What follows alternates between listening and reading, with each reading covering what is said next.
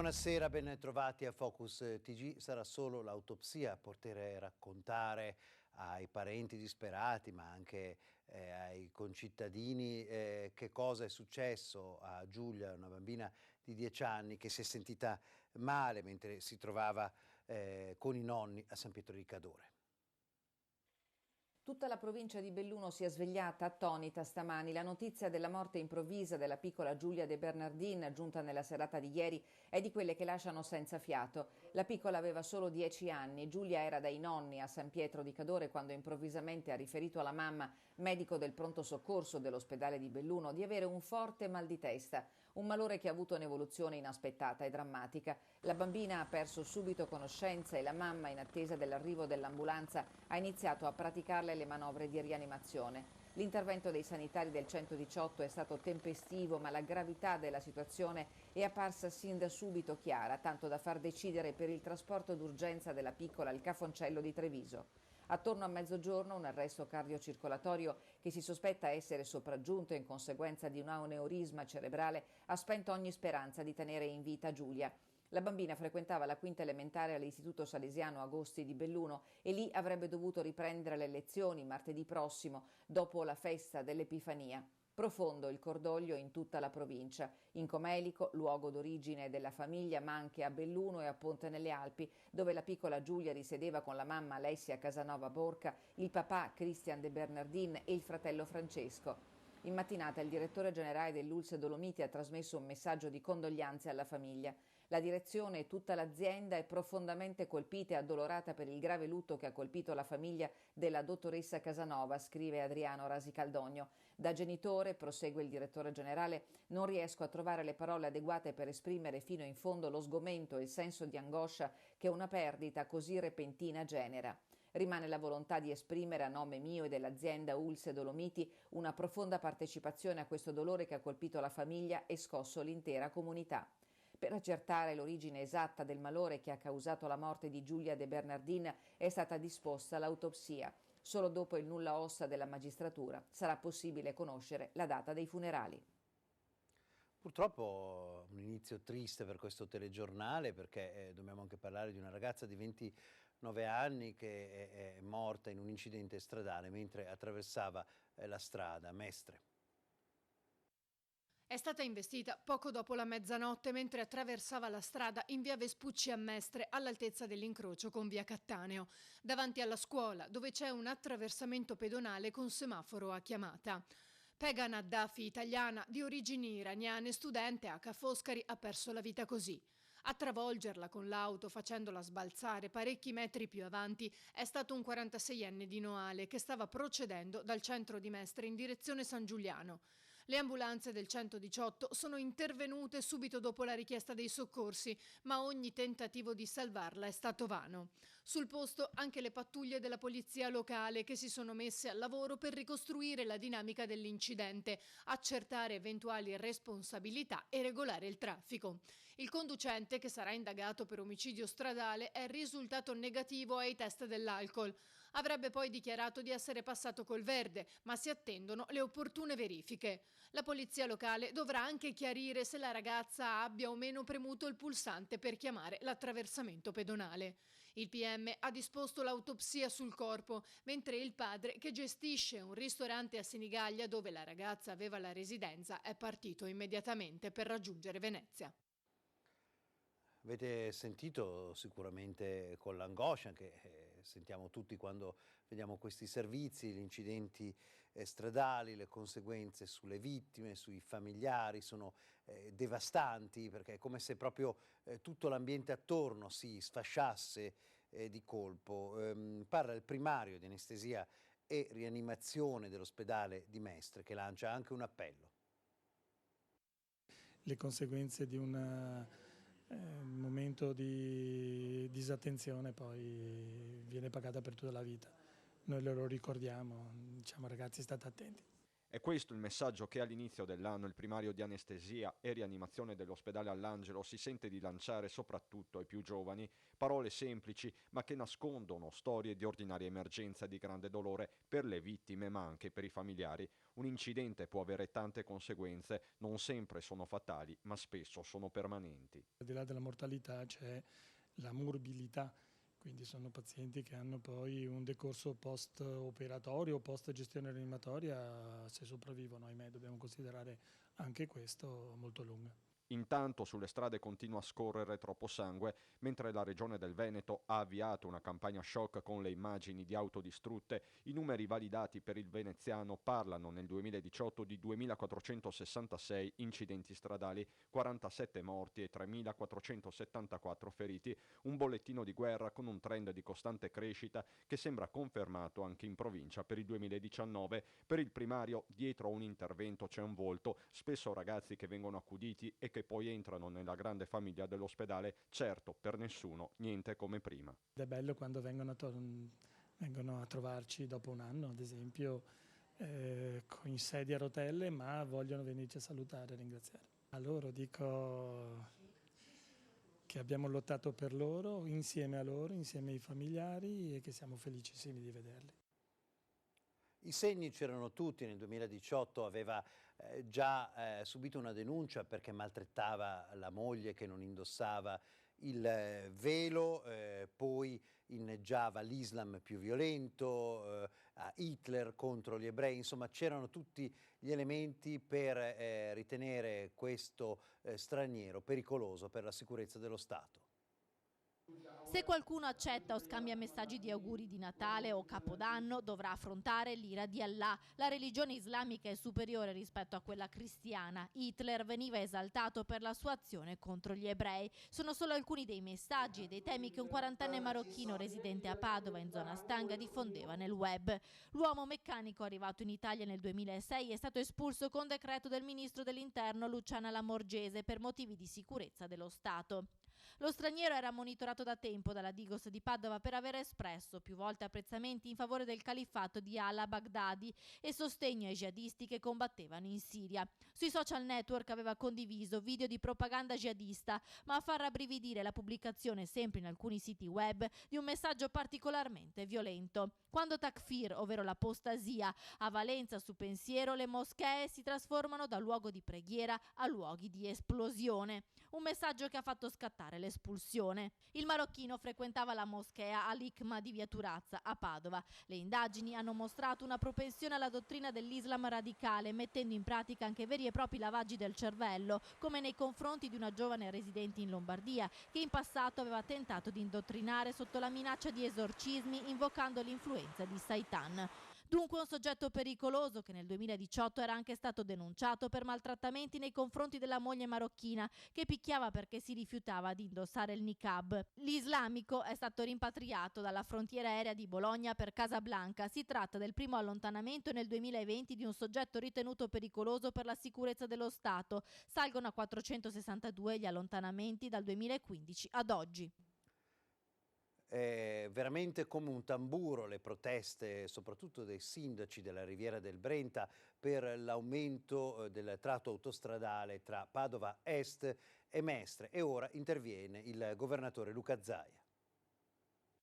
Il 10 gennaio presenteremo al Ministro delle Infrastrutture De Micheli il progetto che prevede la trasformazione radicale della CAV in CAV 2.0 attraverso la liberalizzazione di 1 miliardo di investimenti senza più pesare sulle casse dello Stato e una completa autonomia della concessionaria. E quel che più conta per i veneti, l'abolizione o una drastica diminuzione dei pedaggi per tutte le tratte origine e destinazione all'interno del perimetro. Dopo le proteste insorte nei giorni scorsi per l'aumento del pedaggio autostradale da 2,80 euro a 3 euro nel tratto Padova Est-Marghera, il presidente Zaia annuncia la rivoluzione di CAV. Tanto per chiarire, spiega, chi percorrerà quel tratto o non pagherà nulla o pagherà un pedaggio ridottissimo unicamente legato ai costi di gestione. Il progetto non nasce oggi, continua Zaia, ma ci stiamo lavorando da oltre un anno.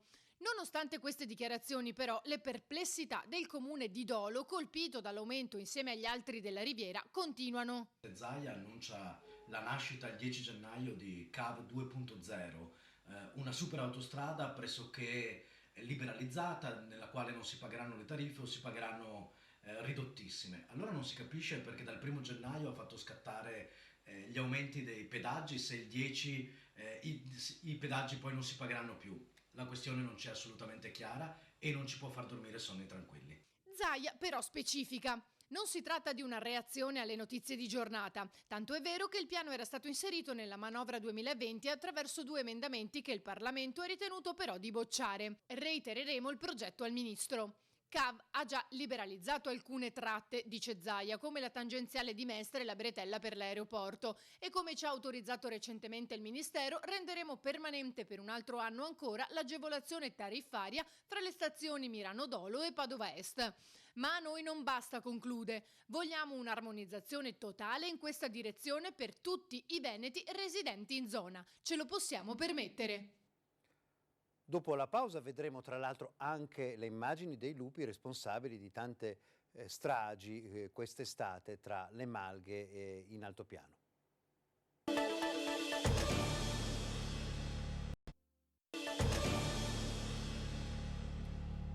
Che fine ha fatto il marito di Samira, ovvero l'unica persona indagata per la scomparsa della moglie? Alcune tracce dicono Spagna. L'ultima traccia lasciata da Mohamed Barbri è stata individuata a Barcellona. La fuga del marito di Samira, la mamma di Stanghella, scomparsa il 21 ottobre scorso, continua verso il Marocco. Al momento l'uomo, che è indagato per omicidio volontario e occultamento di cadavere della moglie, è in Spagna. A Barcellona è arrivato quasi sicuramente in autobus. Alla stazione dei bus della città catalana ha fermato un uomo e si è fatto prestare il cellulare utilizzato per contattare un parente che vive nel Padovano. Il familiare però ha riferito tutto ai carabinieri, che stanno ricostruendo tutti gli spostamenti di Mohamed dalla mattina del 31 dicembre, il giorno in cui ha salutato la suocera lasciandole la figlia di 4 anni e allontanandosi in bicicletta. Bici che non è ancora stata ritrovata, così come il cellulare abbandonato da qualche parte a Stanghella. L'ultima geolocalizzazione aggancia una cella lungo la statale 16 a pochi chilometri dalla sua abitazione, poi si è spento. Mohamed il giorno prima della fuga inoltre avrebbe chiesto dei soldi alla zia della moglie con la scusa di fare la spesa. Forse stava già pianificando la sua fuga e stava racimolando del denaro. Non è chiaro poi se qualcuno lo possa aver aiutato. In Spagna però Mohamed non ha nessun contatto, nessun appoggio. Per ora non c'è un mandato di cattura internazionale, ma solo la denuncia di scomparsa fatta dai parenti di Samira. Gli inquirenti non escludono infatti che nelle prossime ore Mohamed possa tornare a casa, ma la sua posizione si aggrava di ora in ora. I familiari di Samira, in particolare la mamma arrivata a Stanghella nei giorni di Natale, sono convinti che questa fuga sia la conferma del fatto che Mohamed abbia fatto del male alla moglie. Sicuramente l'allontanamento di Mohamed ha sorpreso tutti, anche il sottoscritto, compresi i familiari.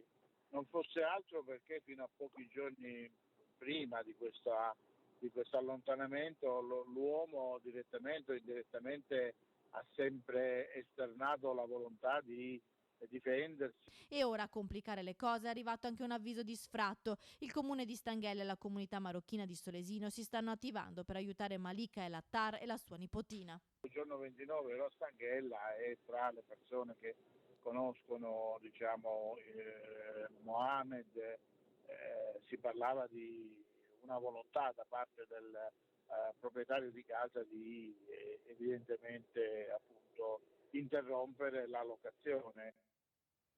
Sempre più difficile il mestiere dei controllori degli autobus e dei tram perché troppo spesso devono arrivare alle mani.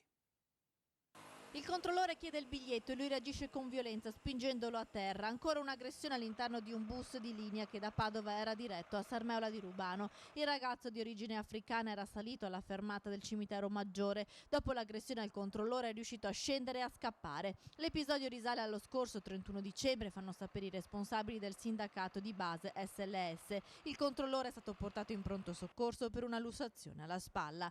Dopo questa ennesima aggressione i sindacati fanno sapere che Bus Italia pare intenzionata a dotare i suoi mezzi di body cam, telecamere da applicare alla divisa dei suoi dipendenti. Al momento però l'azienda non conferma questa decisione. Sono loro i responsabili, non è un termine da processo perché la natura fa il suo corso, però sicuramente la causa delle tante predazioni nelle malghe dell'altopiano d'Asiago, eccolo il branco che adesso inverno gira alla ricerca di prede. Stiamo parlando dei lupi visti dal rifugio Valmaron. La scena sembra presa da un documentario sul grande nord del continente americano, oppure dalle pendici di qualche catena montuosa dell'est europeo. Invece questa incredibile testimonianza che mostra un gruppo di lupi che camminano tranquillamente sulla neve arriva dall'altopiano di Asiago. Il branco, perché è chiaro a tutti che di un branco si tratta, è stato visto e filmato dal rifugio Valmaron, nell'omonima località. Una zona decisamente frequentata sia d'estate che d'inverno, a 2 passi da Enego e dalla Marcesina. Eppure i lupi ci sono e sembra non dargli alcun fastidio la presenza di chi sta facendo il filmato e quella di qualche cane che abbaia disturbato dall'irruzione della natura più selvatica fra strade, rifugi e aree dedicate allo sport. Rete Veneta aveva appena lanciato l'allarme sul rischio di spopolamento delle malghe nella stagione estiva a causa della presenza di predatori e questo nuovo sensazionale documento sembra arrivare come una conferma e un monito. I lupi ci sono ormai stanziali e le istituzioni devono decidere una volta per tutte se vederli come una minaccia o una risorsa. L'importante è che non si faccia finta di non vederli. Ma in questo caso ci penseranno i nostri telespettatori e la nostra emittente a ricordare a chi di dovere che il lupo c'è e sta bussando alla porta delle case dell'altopiano.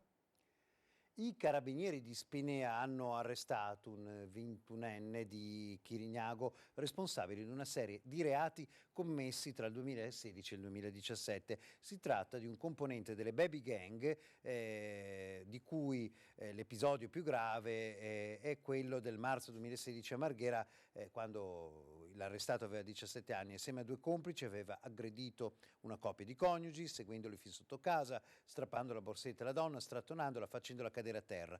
Nel dicembre 2017 poi, alla guida di un'auto rubata, il 12enne aveva forzato un posto di controllo dei carabinieri. Ora è al carcere minorile di Treviso, deve scontare una pena di 2 anni e 7 mesi. Una pausa, poi altre notizie dalla nostra regione.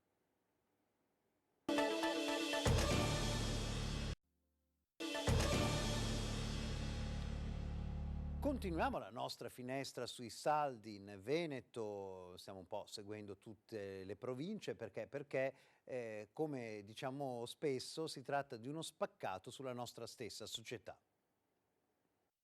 È iniziata la corsa ai saldi, lo vedete, il centro di Padova affollato, negozi pieni, una spesa media di 170 euro a persona. Abbiamo approfittato dei saldi e niente, c'è molta gente in giro. Ho comprato 2 paia di camicie e un maglione. C'è convenienza. Diciamo che erano scontate del 20%, quindi sì, qualcosina di conveniente c'è. Un'occhiata alle vetrine, cartellini in bella mostra con i prezzi di partenza e quelli scontati. Si entra e si esce dai negozi, complice il bel tempo, l'avvio dei saldi è positivo. Borsette in mano, abbigliamento e scarpe, gli articoli più gettonati dai padovani. Cosa ha acquistato? Una borsa, degli slip da uomo, poi cosa abbiamo preso? Delle magliette. Lei aspetta la moglie che invece... Io non ho autonomia decisionale su questi argomenti. Ci pensa la moglie. Certo. Ho comprato cose da vestire per i ragazzi. È conveniente quindi aspettare i saldi? Sì, è conveniente. Spesa media? Su 200 euro. Secondo i dati di Confesercenti, in questo periodo di saldi verranno spesi circa 100 milioni di euro a Padova. Un'occasione per i commercianti per svuotare i magazzini che sono ancora molto forniti, fa sapere le associazioni di categoria, che però non apprezza l'avvio delle svendite subito dopo il Capodanno. È un appuntamento però che, come dico da anni, andrebbe rivisto nella data, spostato in avanti, perché o i saldi sono le vendite di fine stagione oppure i saldi sono le vendite di mezza stagione. La polemica inoltre riguarda soprattutto le grandi catene di moda e i franchising che già durante il Natale invitavano con SMS i clienti in possesso di carte fedeltà ad usufruire di sconti nonostante la normativa vieti di applicare ribassi nei 30 giorni che precedono l'avvio dei saldi. Per tutelare il consumatore e anche i commercianti onesti, il Comune di Padova ha deciso di intensificare intensificare l'attività della polizia locale durante il periodo delle svendite, con la presenza di agenti in borghese che gireranno per i negozi per verificare la chiarezza dell'esposizione delle offerte ed evitare così le truffe. Stiamo scappando, sì. È corsa ai saldi. Sì. Il centro delle città venete si svuota sempre di più di molti esercizi storici. Intendiamo, sono storici anche quelli che hanno alcuni decenni, 30 e 40. In questo caso parliamo di uno che era presente da 85 anni in un centro storico. I motivi sono più diversi, spesso gli affitti non sopportabili, cambiano i gusti delle persone e a volte semplicemente non c'è il ricambio generazionale tra nonno, figlio e nipote di un negozio storico. Ci ritiriamo con gli allori, direi, perché ho visto anche oggi l'affetto dei nostri clienti nei nostri confronti. Via Roma 6 è da 85 anni, come si può leggere in questa singolare pubblicità datata 14 ottobre 1935, che la famiglia Silvello vende ai bassanesi capi di qualità. 3 generazioni, racconta con fierezza il signor Cesare, occhiale tondo, giacca blu, cravatta elegante, che qui ha passato gran parte della vita con accanto la moglie. Gli 85 anni non sono solo miei, sono di storia della mia famiglia. Per 3 generazioni ho operato in quest'ambito sempre dell'abbigliamento, una volta si chiamavano drapperie, qui nel Bassanese, iniziando e mantenendosi sempre in centro, operando in centro. Sempre in centro, in via Roma, dove i bassanesi hanno continuato per generazioni a scegliere il negozio e i suoi capi di qualità. Una scelta di qualità che abbiamo cercato di mantenere da sempre e che il pubblico fortunatamente ha riconosciuto. Una scelta che ha premiato anche negli anni della crisi. Terribili gli anni del 2008 in poi li abbiamo vissuti, non dico male, abbiamo vissuti bene, in quanto essendo negozio di proprietà, metà del problema di gestione l'avevamo risolto. Lavoravamo esclusivamente in casa assieme a mia moglie. Chiusura per raggiunti limiti di età, raccontano marito e moglie, per accogliere al meglio il nipotino in arrivo. Ma su negozi come il suo, il signor Cesare punterebbe ancora, guardando scaffali svuotati a tempo di record con tenerezza e forse con un filo di nostalgia, continuando a consigliare con cura i suoi fedeli e affezionati clienti. In periodo di saldi abbiamo fatto lo sconto al titolo, 85 anni, non 35 come leggevate. Incidente nautico ieri sera in laguna, Venezia, Sacca Fisola, 5 persone sono finite in acqua.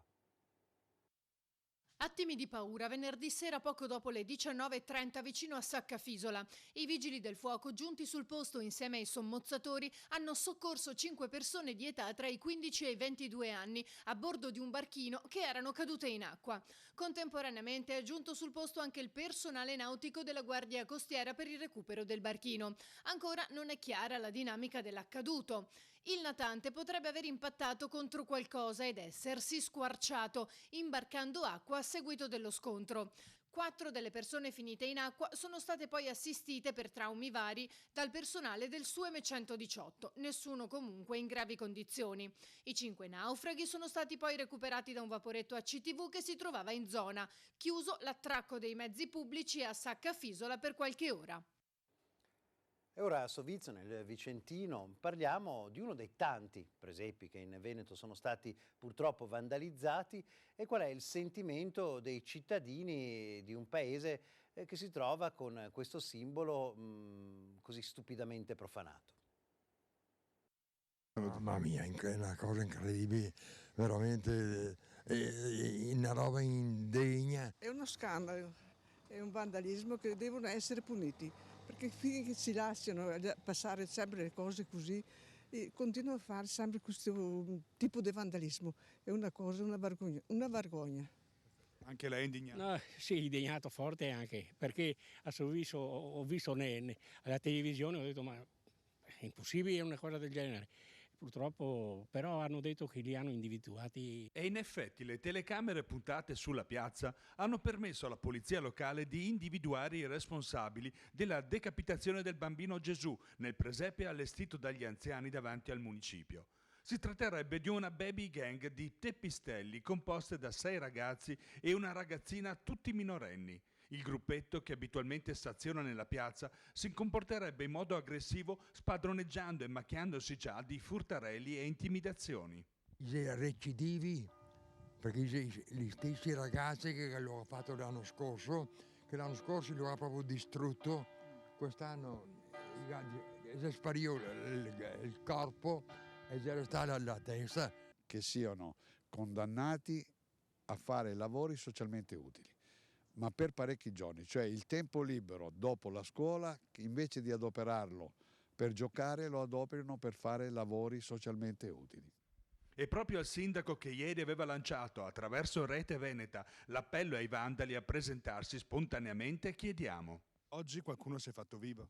Ad oggi no, nessuno mi ha chiamato, stamattina il telefono è squillato, ma non è squillato, non c'erano famiglie o ragazzi che mi abbiano contattato. Abbiamo il dovere, il diritto da una parte del rispetto del senso civico, ma il dovere di stare vicino soprattutto alle famiglie, ai genitori, che devono essere i primi a poter dare a questi ragazzi i giusti insegnamenti che ci sono stati dati a noi da parte dei nostri genitori.